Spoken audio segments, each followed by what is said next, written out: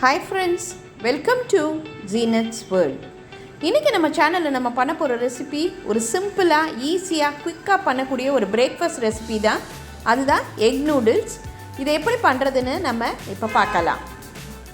நான் இங்கே பவுலில் ஒரு 2 கப் தண்ணி ஊற்றி நல்லா கொதிக்க விட்டுறேன்.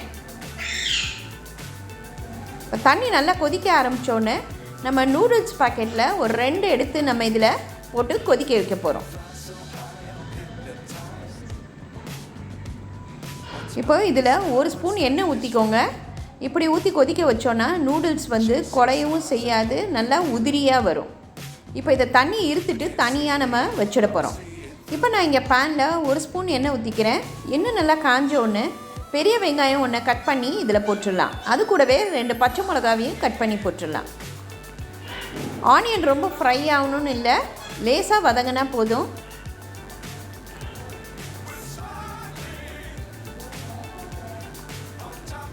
இப்போ நம்ம அதில் 1/2 ஸ்பூன் இஞ்சி பூண்டு பேஸ்ட் போட்டுடலாம்.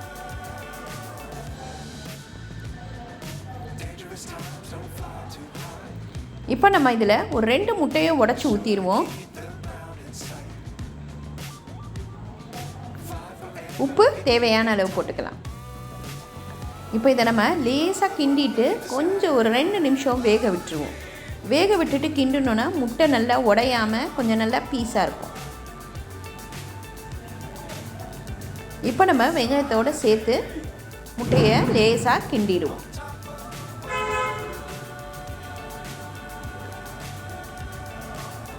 இப்போ இதை கிண்டிட்ட உடனே 1 ஸ்பூன் நம்ம சோயா சாஸ் ஊற்றப்போம்.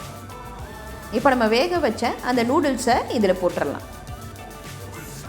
இப்போது அதில் ஹாப்பிமா ஃப்ரைட்ரைஸ் மிக்ஸ் இருக்குது பாருங்கள், அது ஒரு 2 ஸ்பூன், பெப்பர் பவுடர் 2 ஸ்பூன் போட்டுக்கலாம்.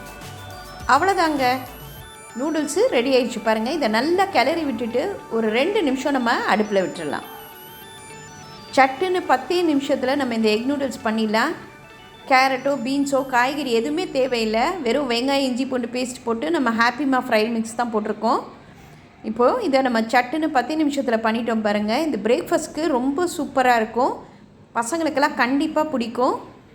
இது ரொம்ப ஈஸியான ரெசிபி. இன்றைக்கே இதை ட்ரை பண்ணி பாருங்கள். லைக் பண்ணுங்கள், ஷேர் பண்ணுங்கள், ப்ளீஸ் சப்ஸ்கிரைப் பண்ணுங்கள். உங்கள் கமெண்ட் எனக்கு அனுப்புங்க. தேங்க்யூ.